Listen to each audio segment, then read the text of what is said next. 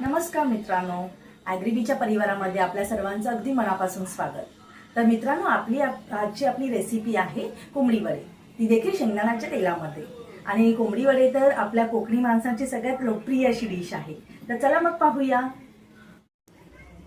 हे आहे आपलं कोंबडी वड्यांचं पीठ। आता इथे शेंगदाण्याचं तेल तापलं आहे।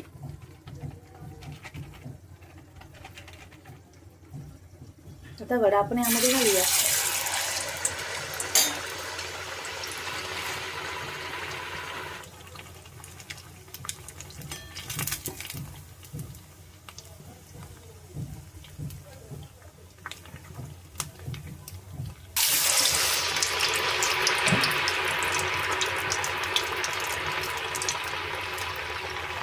शेंगदाणा तेल हे कोलेस्ट्रॉल कमी करण्यासाठी उपयुक्त आहे। तसेच रोगप्रतिकारक शक्ती सुधारण्यासाठी आणि रक्तदाब सुरळीत ठेवण्यासाठी देखील या तेलाचा वापर होतो।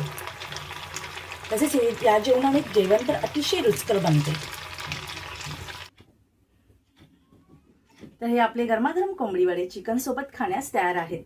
तर तुम्ही नक्की शेंगदाण्याच्या तेलामध्ये हे कोंबडी वडे करून पहा, आपल्याला नक्कीच आवडेल। धन्यवाद।